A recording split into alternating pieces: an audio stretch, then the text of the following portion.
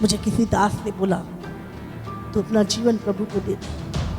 मुझसे एक दिन प्रभु ने रात में पवित्र आत्मा ने बात की, बेटा लौटा, मैं तुझे दया कर दूंगा। मैं नहीं सुधरा। मैंने कहा चल प्रभु साइड में, मैं तो अपनी मर्जी पूरी करूंगा। वो सारी बातें फिर कोई आके किसी ने मुझे बोला प्रभु तुम्हारे तुम्हें ये बोल रहा है, मैंने उसकी भी नहीं सुनी। फिर मैंने एक दिन बाइबल उठाई, एग्जैक्ट वही वचन प्रभु मुझसे बात कर, मैंने उसकी भी नहीं सुनी। पवित्र आत्मा ने टाइम मुझे दिया, 1 साल 2 साल 10 साल मैं नहीं सुधरा। मैं अपनी गलती अपने पाप के कारण आज यहाँ पर हूँ। हमारी कोई चीज छूट जाती ना, 1 मिनट से रह गया, मैं एक चीज मजे करूँ आज। अब तैयार रहो उस आग में सड़ने के लिए।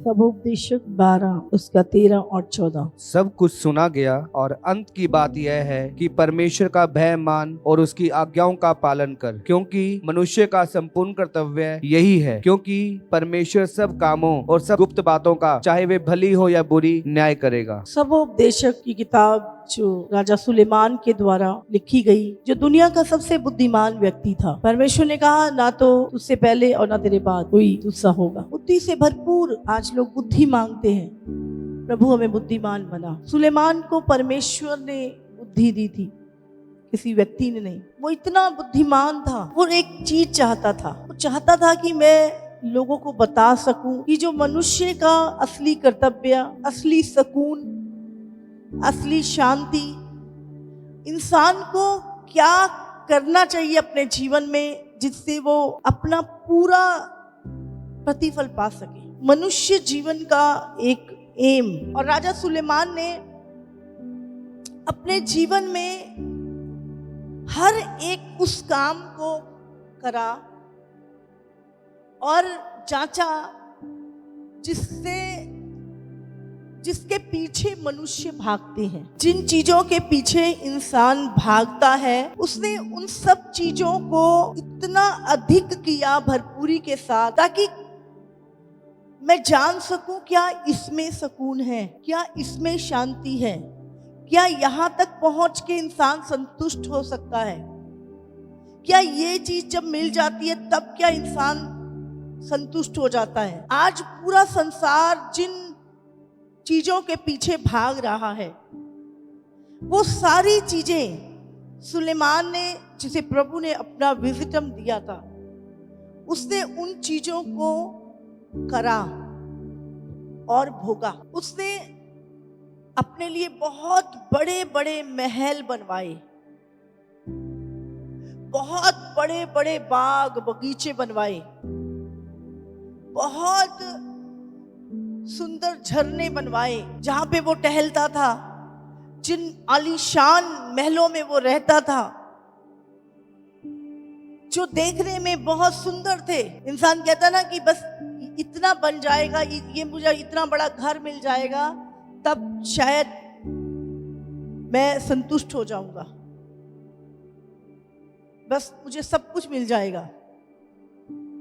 और हम वही चीज के पीछे अपना फोकस बना के रखते हैं पूरी जिंदगी। बस एक घर मिल जाए, बस एक अपना घर हो जाए, उसके बाद कुछ वो नहीं। तो सुलेमान ने बहुत बड़े बड़े महल बनवाए और उसमें रहा, और उसने देखा कि नहीं, ये चीज भी संतुष्ट नहीं कर रही, ये व्यर्थ है, कुछ और मैं ढूंढता हूं जिससे इंसान संतुष्ट हो सकता है। उसने दुनिया के पूरे विश्व भर से जहां का सोना सबसे अच्छा था वहां से सोना मंगाया प्योर, जहां पे के हीरे सबसे फेमस थे वहां की हीरे मंगाए उसने, जहां के बहुमूल्य पत्थर वहां से वो मंगाए जहां से सबसे प्योर चीजें मिलती थी। और उसने बड़े गोदाम बड़े बना के एक एक के अंदर यहाँ पे सोना, यहाँ पे हीरे, यहाँ पे मूंगे, यहाँ पर अलग अलग नवरत्न जो थे वो उसने उसके अंदर रखे, ताकि वो जान सके क्या ये सारे धन को पाके मनुष्य संतुष्ट हो सकता है।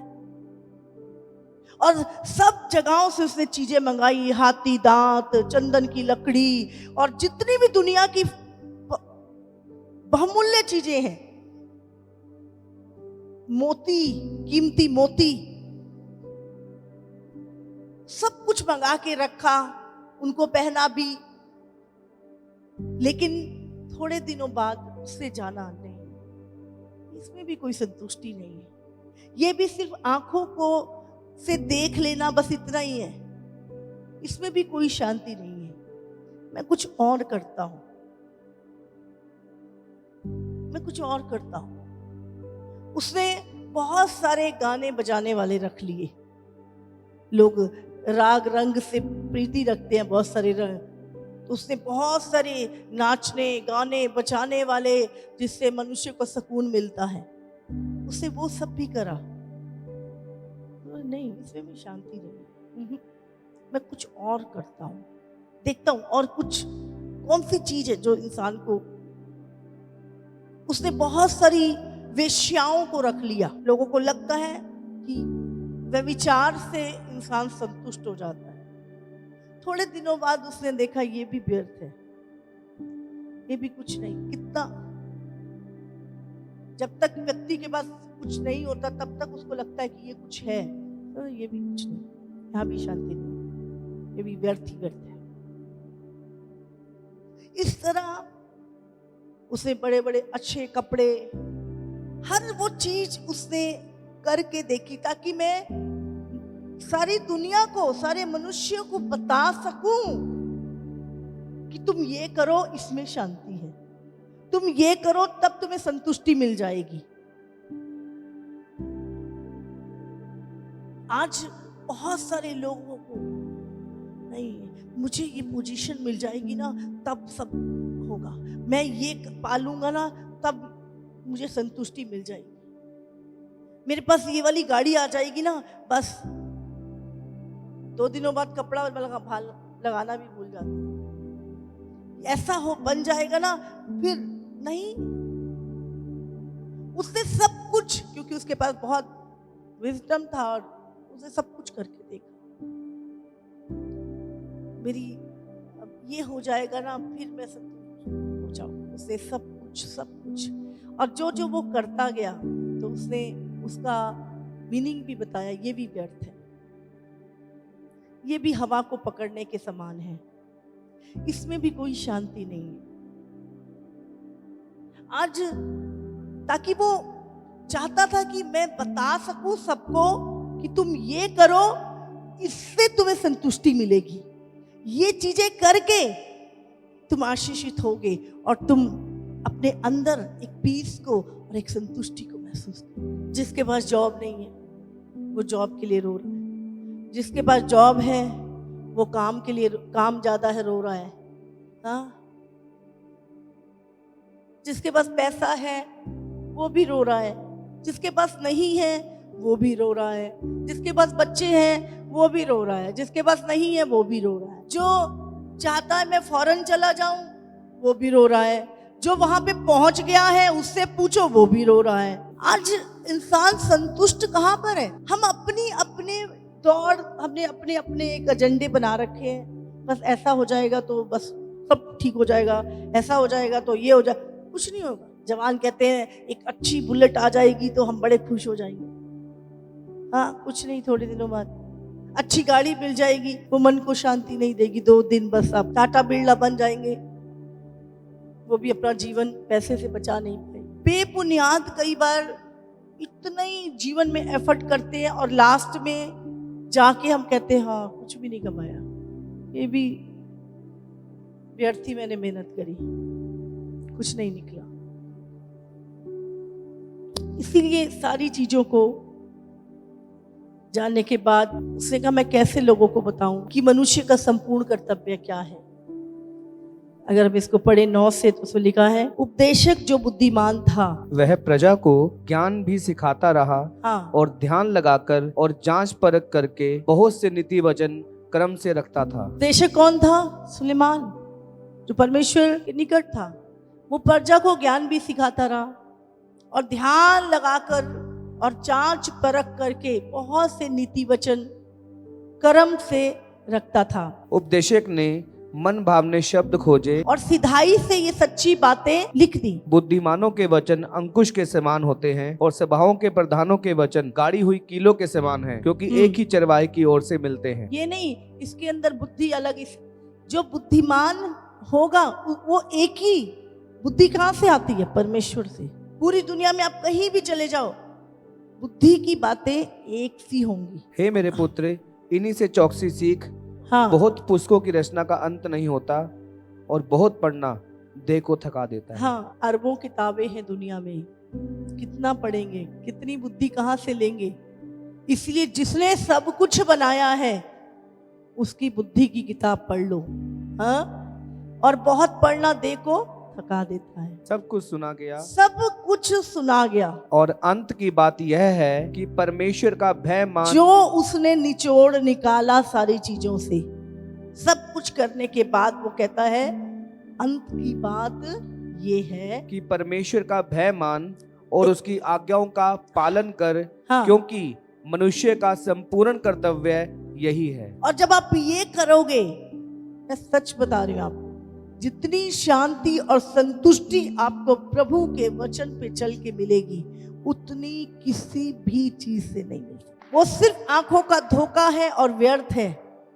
लेकिन जब आप परमेश्वर का भय मान के उसकी आज्ञाओं पे चलते हैं तो आपके अंदर से आता है, यस, यही था मेरा कर्तव्य, यही मुझे करना।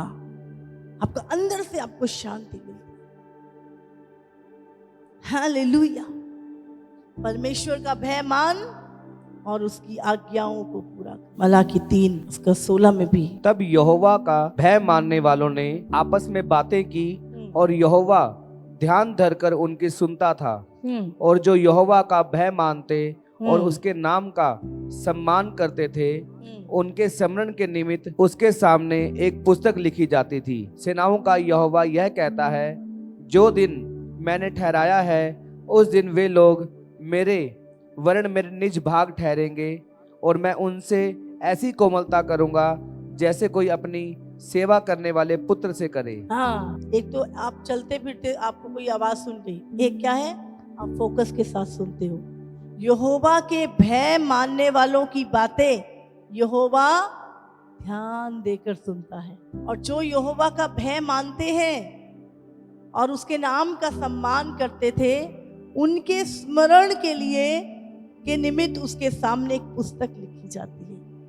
परमेश्वर ये जो भी बोलता है उसको लिखो। सेनाओं का यहोवा ये कहता है, जो दिन मैंने ठहराया है उस दिन वे लोग मेरे वर्ण मेरे निज भाग ठहरेंगे और मैं उनसे ऐसी कोमलता करूंगा जैसे कोई अपने सेवा करने वाले पुत्र से करे। जब कोई हमारी सेवा करता है, हाँ, हमारा पुत्र जब हमारी सेवा करता है तो हम क्या करते हैं? उसके साथ कैसा व्यवहार करते हैं? हमारे अंदर से उसके लिए दुआएं निकलती हैं।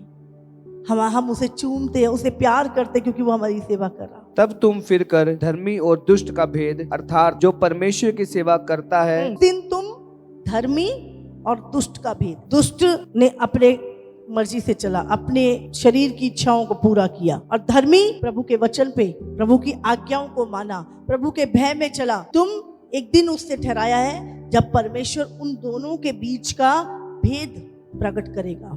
जिन्होंने प्रभु की सेवा की है और जिन्होंने नहीं की, जिन्होंने प्रभु का भय माना है और जिन्होंने नहीं माना, जिन्होंने प्रभु की आज्ञाओं पे चले हैं और जिन्होंने प्रभु की आज्ञाओं को तोड़ा है। परमेश्वर एक दिन उससे ठहराया है जब परमेश्वर उसके बीच का भेद प्रकट करेगा। उन दोनों का भेद पहचान सकोगे तुम, एक दिन आएगा जब पहचानोगे। हाँ, तब तुम फिरकर धर्मी और दुष्ट का भेद, अर्थात जो परमेश्वर की सेवा करता है और जो उसकी सेवा नहीं करता, उन दोनों का भेद पहचान सकोगे। क्योंकि देखो, वो धधकते भट्टे का सा दिन आता है जब सब अभिमानी और सब दुराचारी लोग अनाज की खूंटी बन जाएंगे और उस आने वाले दिन में वे ऐसे भस्म हो जाएंगे कि उनका पता तक ना रहेगा।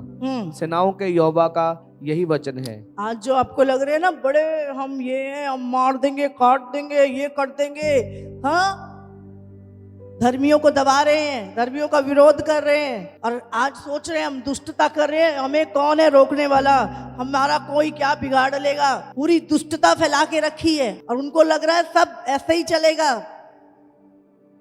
अब उनसे बात कर रहा है, क्योंकि देखो वो दिन धधकते भट्टे का सा दिन आता है जब सब अभिमानी, सब दुराचारी, बुरा व्यवहार करने वाले, दुष्टता करने वाले, दूसरों को फंसाने वाले, 24 घंटे कैसे इस व्यक्ति को दिमाग खराब करूं, कैसे इसे पाप में डालूं, कैसे इसे फंसाऊं, कैसे इसे लूटूं, ऐसे अभिमान से, घमंड से भरे लोग, दुराचारी लोग अनाज की खूंटी बन जाएंगे और उस आने वाले दिन में वे ऐसे भस्म हो जाएंगे कि उनका पता तक ना रहेगा। सेनाओं के यहोवा जिसने सब कुछ बनाया है उसका यही वचन है। आज तुम्हें लग रहा है तुम पिस रहे हो, कोई दुष्ट तुम पे प्रभुता कर रहा है, तुम्हें सता रहा है, तुम रो रहे हो, तुम आंसू बहा रहे हो, तुम तकलीफ सह रहे हो, चिंता मत करो। परंतु तुम्हारे लिए जो मेरे नाम का भय मानते हो, धर्म का सूर्य उदय होगा और उसकी किरणों के द्वारा तुम चंगे हो जाओगे। और तुम निकल कर पाले हुए बछड़े के समान कूदोगे और फादोगे। देखा ना जब बछड़ा आनंदित होता है कैसे कूदता है उसकी माँ के सामने, हाँ, कूदता फादता, आनंद, जॉय, कोई टेंशन नहीं। तब तुम दुष्ट को लताड़ोगे। अभी दुष्ट तुम्हें लताड़ रहा है, हाँ, तुम्हारे ऊपर हंस रहा है, अभिमान कर रहा है, लेकिन प्रभु कहता उस दिन तुम दुष्ट को लताड़ोगे। तब तुम दुष्ट को लताड़ोगे, अर्थात मेरे उस ठहराए हुए दिन में वे तुम्हारे पांव के नीचे की राख बन जाएंगे। आज वो दुष्ट लोग कुछ बने फिर रहे हैं, लेकिन उस दिन क्या होगा, तुम्हारे जो आज दुख सह रहे हो, सताव, आंसू, पीड़ा, प्रभु कह रहा है राख, हाँ, तुम्हारे पांव के नीचे की वो राख बन जाएंगे। राख, चिंता मत करो, प्रभु ने वो दिन ठहराया है। सेनाओं के यहोवा का यही वचन है। इसलिए प्रभु कहता है मेरे नियमों को, मेरे वचन को, मेरी व्यवस्था, मेरी आज्ञाओं को ध्यान रखो। हालेलुया। परमेश्वर निर्दयी है, वो अन्यायी है कि एक व्यक्ति धर्मी जीवन जी रहा है, सब कुछ सह रहा है, आंसू बहा रहा है, फिर भी प्रभु की आज्ञाओं पे चल रहा है हर परिस्थिति में, और दूसरा व्यक्ति अपने शरीर की अभिलाषाएं पूरी कर रहा है, धर्मी को लताड़ रहा है, गलत बोल रहा है, नफरत कर रहा है, गंदगी फैला रहा है, दुष्टता के काम कर रहा है। कि प्रभु कह रहा है कटनी तक दोनों को बढ़ने दे। अभी उसको रिजल्ट नहीं देख रहा, अभी तो वो सोच रहा है जैसे ये कनक लगी है, कनक के बीच में देखा ना, गेहूं के बीच में वो ऊंट कटारे होते हैं, और वो भी सोचते हैं हम किसी से कम है क्या, हाँ, तुम उगरे हम भी उगरे, और वो क्या करते हैं, उनको दबाने की कोशिश करते हैं, उनको उखाड़ के निकालना पड़ता है। लेकिन क्या होता है जब कटनी होती है तो फसल एक साइड पर और ऊंट कटारे एक साइड पर, और ऊंट कटारे कहाँ जाते हैं, आग में, आग जला देते हैं, और फसल कहाँ जाती है, खत्तों में, मालिक के पास। आज अगर आप कुछ चीजों को सह रहे हो और सही चल रहे हो और आपको लग रहा है कुछ नहीं, ये दुष्ट देखो कैसे फल फूल रहा है, चिंता मत करो, समय आ रहा है, वो दिन ठहराया गया है, वो दिन ठहराया गया है, वो दिन ठहराया गया है। धर्म का सूर्य उदय होगा उन लोगों के ऊपर जो यहोवा का भय मानते और उसकी आज्ञाओं पे चलते हैं।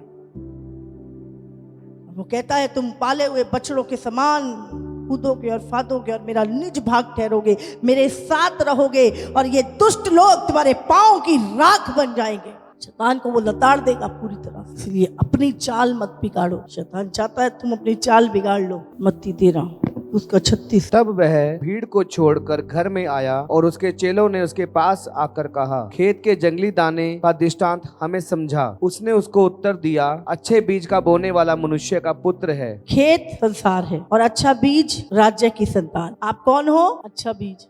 बोलो अच्छा बीज। अच्छा बीज राज्य की संतान परमेश्वर से उत्पन्न हुए हैं।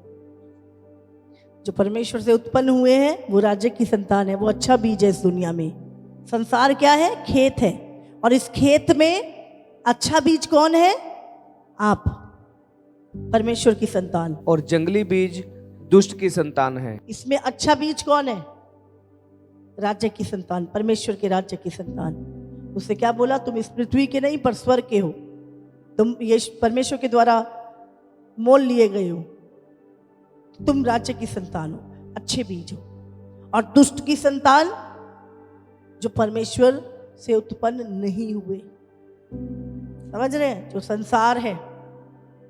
आगे, जिस शत्रु ने उनको बोया वह शैतान है। कटनी जगत का अंत दुष्ट है। किसने बनाया उनको? किसने बनाया? शैतान ने तो आदम को दुष्ट बनाया था। लेकिन जब हम परमेश्वर को ग्रहण करते तो हम परमेश्वर के राज्य की संतान बन जाते हैं, अच्छा बीज बन जाते हैं। लेकिन अभी तक जो प्रभु को ग्रहण नहीं किया वो क्या है? दुष्ट की संतान। आगे, अतः जैसे जंगली दाने बटोरे जाते और जलाए जाते हैं, वैसा ही जगत के अंत में भी होगा। मनुष्य का पुत्र अपने स्वर्गदूतों को भेजेगा और वे उसके राज्य में से सब ठोकर के कारण को और कुकर्म करने वालों को इकट्ठा करेंगे। अच्छा, कौन से राज्य में भेजेगा? संसार में या कलीसिया में? उसका राज्य कौन सा है? हम। तो परमेश्वर अपने दूतों को पहले कहां भेजेगा? हमारे बीच में। और हमारे बीच में क्या लिखा है? मनुष्य का पुत्र अपने स्वर्गदूतों को भेजेगा और वे उसके राज्य में से, उसका राज्य कहां है?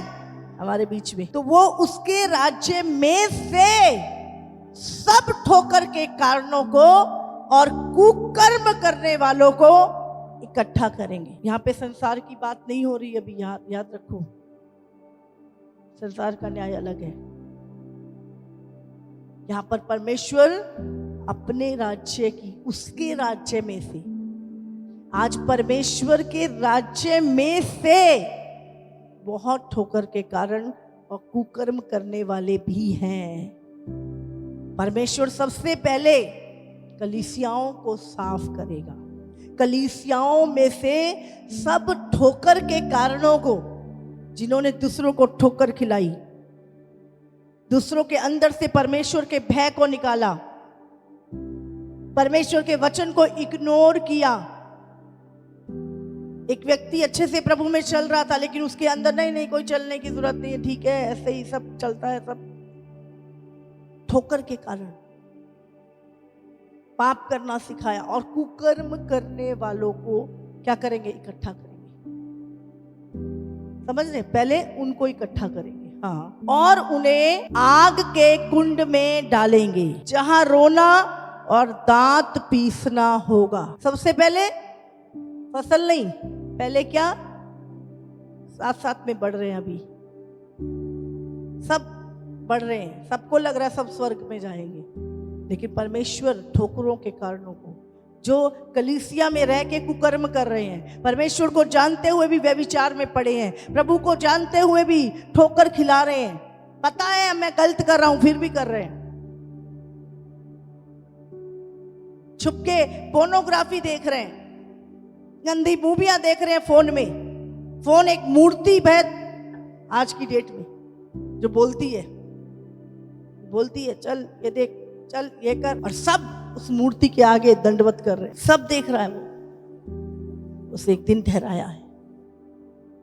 देखो बाइबल कहती है जो नहीं जानते और करते हैं और आखिरी दिन में वो डाकू के समान माफी मांग लेंगे तो माफ हो जाएंगे, पर जो लोग सब कुछ जानते हैं, पता है रिजल्ट, पता है प्रभु का क्रोध, सब कुछ जानते हैं और जान बूझ के करते हैं अपनी अभिलाषा को पूरा करने के लिए, अपने शरीर को सेटिस्फाइड करने के लिए, अपने मन को सेटिस्फाइड करने के लिए। बाइबल कहती है बहुत मुश्किल है ऐसे लोगों का बचना। और प्रभु क्या करेगा? सब ठोकर के कारणों और कुकर्म करने वालों को इकट्ठा करेगा। आ जाओ भाई, तू भी आ जा, इस कलीसिया में से भी आ जा, उस कलीसिया में से भी आ जा, वहां से भी आ जा, वहां से भी, पूरी दुनिया में से सारी कलीसियाओं को में से पहले क्या है? ठोकरों के कारणों को अलग करेगा। और फिर क्या करेगा? इकट्ठा करने के बाद क्या करेगा? अब झाड़ झूड़ जो निकलता है क्या करता है उसको? और उन्हें आग के कुंड में डाल देंगे। हाँ, कहाँ डालेगा? आग के कुंड में ऐसे लोग डाले जाएंगे। ऐसे लोग कहाँ डाले जाएंगे? आग के कुंड में। आ जाओ व्यभिचारियों, आ जाओ दुष्टों, आ जाओ अनाज्ञाकारियों, आओ इधर। बहुत समझाया था। अब ये क्या करेंगे? रोएंगे। और क्या करेंगे? दांतों को पीसेंगे। क्यों? मैंने उस दिन भी पश्चाताप कर लिया था चर्च में, सचमुच। पता नहीं मुझे क्या हो गया, पता नहीं मेरा दिमाग क्यों खराब हो गया, पता नहीं मैं पाप में क्यों चला गया। फिर उसके बाद वहां पे दांत पीसेंगे।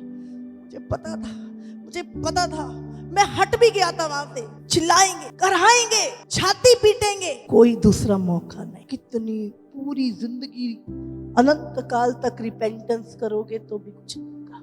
होगी नहीं क्या रिपेंटेंस? वहां पे सिर्फ रोना और दांतों का पीसना होगा। और एक एक करके पाप सामने आएंगे। ये लड़कियों से बातें कर रहा है, ये छुप के पोर्नोग्राफी देखी मैंने, ये इसके पैसे लूटे, इसका ये चुराया, ये अच्छा बच्चा था, प्रभु के पीछे चल रहा था, मैंने इसको भरमा के पाप में डलवा दिया, मैंने इसके साथ ऐसे करा, मेरे को वचन पता था, मैंने इसके उल्ट वचन सिखाया इसको। वो सारी बातें, एक एक पाप ऐसे रोज तुम्हारे स्क्रीन पे चला करेगा, रोज रोज। और तुम रोज देख के, मुझे किसी दास ने बोला तो अपना जीवन प्रभु को दे दे। मुझसे एक दिन प्रभु ने रात में, पवित्र आत्मा ने बात की, बेटा लौटा, मैं तुझे नया कर दूंगा। मैं नहीं सुधरा। मैंने कहा चल प्रभु साइड में, मैं तो अपनी मर्जी पूरी करूंगा। और वो सारी बातें, फिर कोई आके किसी ने मुझे बोला प्रभु तुम्हें ये बोल रहा है, मैंने उसकी भी नहीं सुनी। फिर मैंने एक दिन बाइबल उठाई, एग्जैक्ट वही वचन प्रभु मुझसे बात, मैंने उसकी भी नहीं सुनी। पवित्र आत्मा ने टाइम मुझे दिया, 1 साल, 2 साल, 10 साल, मैं नहीं सुधरा। मैं अपनी गलती, अपने पाप के कारण आज यहाँ पर हूँ। हमारी कोई चीज छूट जाती ना, 1 मिनट से रह गया, मैं एक चीज, खूब मजे करो आज और तैयार रहो उस आग में सड़ने के लिए भी। एक जरा ना गैस पे हाथ लगा लिया करो थोड़ा सा, कभी कभी थोड़ा सा लगा लिया करो, तिल्ली जला के ना हाथ लगा लिया करो। और फिर समझ जाओ, इतना सा सेक अगर नहीं हो रहा ना टॉलरेट, तो सारी जिंदगी आग, ऐसी बॉडी मिलेगी जो बार बार आग से पिघल के, ऐसे पिघल पिघल के मांस गिरेगा, और जब पूरी हो जाएगी फिर उन हड्डियों के ऊपर मांस आ जाएगा, फिर वो आग जलेगी, फिर वो दर्द होएगा, फिर मांस पिघलेगा, फिर हो जाएगा, और अनंत काल तक ऐसा चलता रहेगा। और एक भी मौका नहीं है। यहां पे तो 10 मौके यीशु दे देगा, पर वहां पे कोई चांस नहीं अगर एक बार पहुंच गए। इसीलिए वो चाहता है मन फिराओ, क्योंकि स्वर्ग का राज्य निकट है। अपने पापों से मन फिराओ। तुम्हारी डिग्रियां, तुम्हारे पैसे, तुम्हारी गाड़ियां, तुम्हारा ज्ञान, तुम्हारी बुद्धि, तुम्हारी समझ, तुम्हारी ओहदे, सब पानी में तुम्हारा। वहां पे केवल पाप और पाप, कुछ नहीं दुनिया का वहां काम आएगा। फिर तुम अपनी सफाई दोगे, मैंने ये करा प्रभु, मैंने ये करा, और पीछे से तूने क्या किया वो भी बता दे जरा प्रभु को। इसलिए पवित्र जीवन, शुद्ध जीवन, काम करो अपने जीवन के ऊपर। दूसरों को सिखाने से पहले अपने ऊपर भी हम काम करें। अब यही शरीर, यही इसकी अभिलाषाएं पूरी करी और यही चलेगा। हाँ, इस शरीर की अभिलाषाएं, यही जिन्होंने व्यभिचार किया ना, कहते एक अजगर है कांटों से लगा हुआ, कहते गुप्त जगहों से जाके ना मुंह से निकलेगा और पूरा फाड़ फाड़ के अंदर से। आज व्यभिचार बहुत ज्यादा दिमाग खराब कर रखा है, एक पवित्र रिश्ते का तार तार कर रखा है, बच्चे से लेकर बड़े तक। वहां पे जब चीखें निकलेंगी ना, और इन आंखों में तेजाब गिरेगा, तेजाब जो गंदगी देख रहे हो आज, इन्हीं आंखों से गंद देखा ना, और ये इनमें तेजाब की बूंदे से, मर गया मर गया मर गया। और एक दिन में मरोगे भी नहीं, इतनी बड़ी बात है, मरेंगे भी नहीं। ये दूसरी मृत्यु है, ये दूसरी मृत्यु है। खूब लूटो, खूब रिश्वत लो, खूब गलत करो, खूब बिगाड़ो खुदा का काम, इनोसेंट लोगों को फुसलाओ, गलत राह पे लेके जाओ, सबका लेखा देना पड़ेगा। जो प्रभु के राज्य में जो सुनते हैं, जो जानते हैं, उनकी बात हो रही है यहाँ पे। हम बड़े चौड़े हो जाते हैं कि अरे ये तो संसार की है। संसार का तो न्याय बाद में होने वाला है, 1000 साल के बाद होगा। ये न्याय कलीसिया का है यहाँ पे। एक तरफ ये दुष्टों का काम और दूसरी तरफ क्या, उस समय धर्मी, उस समय धर्मी जिन्होंने आंसू बहाए, जिन्होंने पीड़ा सही, जिन्होंने अपने शरीर की अभिलाषाओं को पूरा नहीं किया, प्रभु की इच्छा को इस संसार में रहते हुए पूरा किया, जिन्होंने अपनी आंखों की अभिलाषाओं को पूरा नहीं किया, जिन्होंने धन से प्रेम नहीं किया, परमेश्वर से प्रेम किया, उस समय धर्मी अपने पिता के राज्य में सूर्य के समान चमकेंगे। जिसके कान हो वो सुन ले। जैसे सूरज चमकता है ना, ऐसी चमक होगी धर्मी की। आज दुनिया में ऐसा लगता है धर्मी की चमक खत्म, ये बेचारे ये क्या आंसू बहाते रहते हैं, ये क्या सारा दिन प्रभु प्रभु करते रहते हैं, पागल हो गए ये, ना खाने की सुध ना पीने की। हमें देखो, हम कितनी मॉडलिंग करते हैं, कितना पार्लर पे सज धज के आते हैं, ये देखो पागल थे क्रिश्चियन लोग, ना कुछ पहनते ना कुछ खाते हैं, कितने बेवकूफ से लोग हैं, सारा दिन प्रभु प्रभु प्रभु करते हैं। एक दिन आएगा उनकी चमक आग बताएगी, सड़े हुए चेहरे, मेल्ट हुए चेहरे, सारे मेकअप उतर जाएंगे, सारी ये चकाचौंध खत्म हो जाएगी। लेकिन जो आज बेचारे से लग रहे हैं, दुर्बल से लग रहे हैं, बाइबल कहती है वो सूर्य के समान चमकेंगे, उनकी चमक सूर्य के समान होगी। आमीन। और ये दुष्ट लोग पहचान भी नहीं पाएंगे आपको, क्योंकि ये तो आपके पैरों की धूल बन जाएंगे। आज लोगों को लग रहा है कुछ भी करो, सुसमाचार प्रचार करो, सारे पाप क्षमा हो जाएंगे। कैसे हो जाएंगे भाई? तेरा चलना तेरा साथ है, अलग है, सुसमाचार अलग है। मैं थोड़ी सी सेवा शुरू कर लूं, बस बाकी तो छुप जाएगा सारा। ऐसे कैसे छुप जाएगा? पहले तो तुझे ही पता था, 10 को और। हमें लगता है छोटे मोटे हम परमेश्वर के काम करने से हमारे वो सारे गुप्त पाप कोई नहीं है। यहाँ पे कोई फंडा नहीं है, ऐसा कोई सीक्रेट नहीं है, कोई शॉर्टकट नहीं है। यहाँ सबको उसी रास्ते से जाना है, या तो चौड़े से या सकरे से। तो कठिन में से चलो तो जीवन मिलेगा, आसान नरक की आग वेट कर रही है। लिखा है फिर स्वर्ग का राज्य उस बड़े जाल के समान है जो समुद्र में डाला गया और हर प्रकार की मछलियों को समेट लाया। आज चर्च में सब प्रकार के लोग हैं, सब प्रकार के लोग हैं आज प्रभु के राज्य में। लेकिन ये नहीं कि ये सब जा रहे हैं।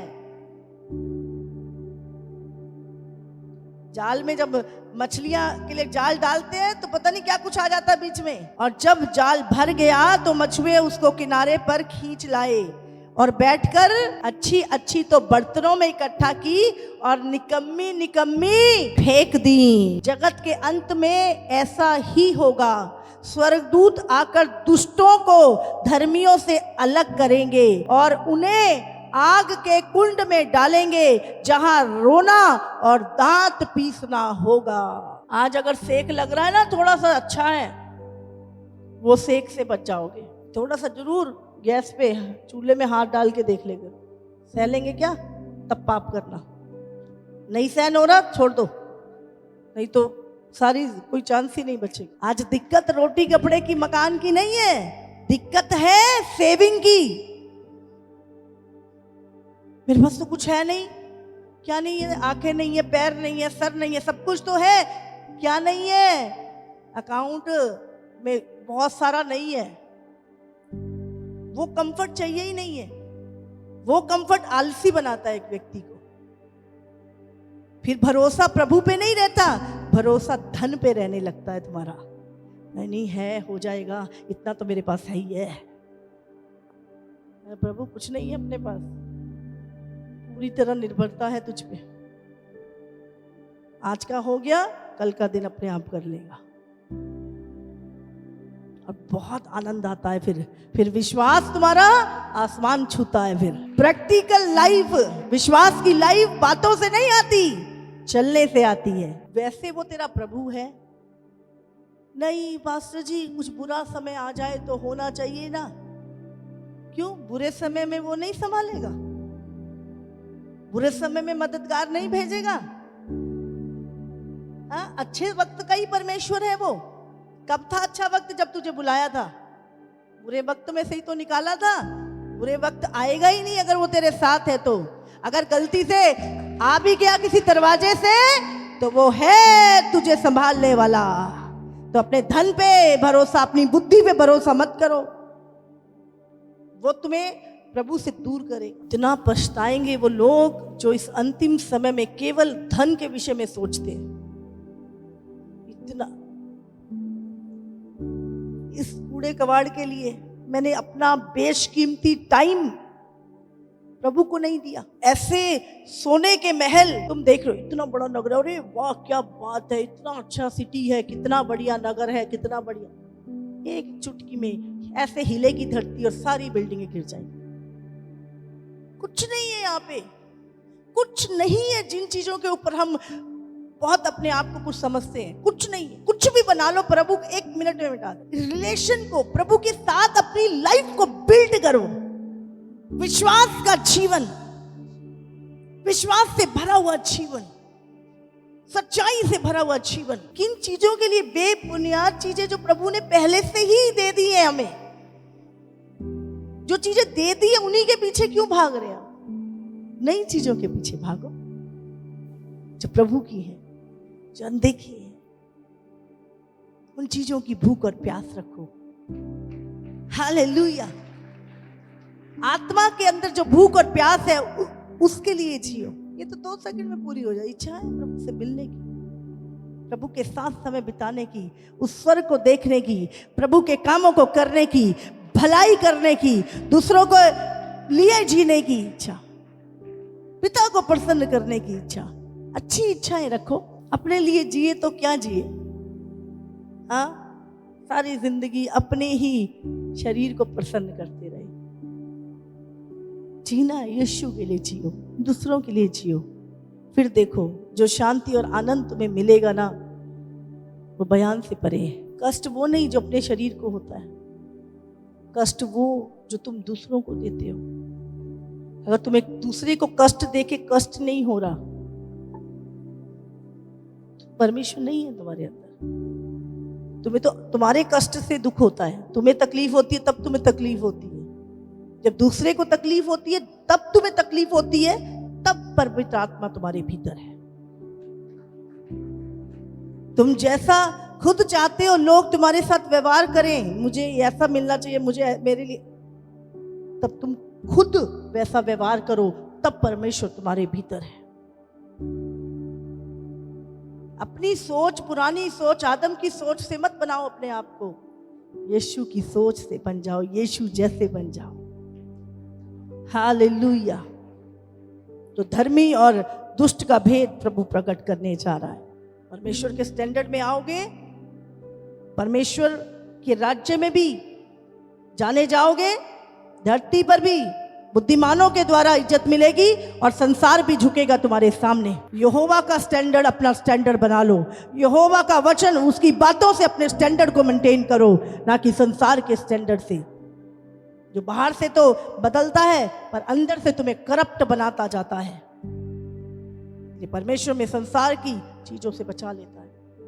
हालेलुया।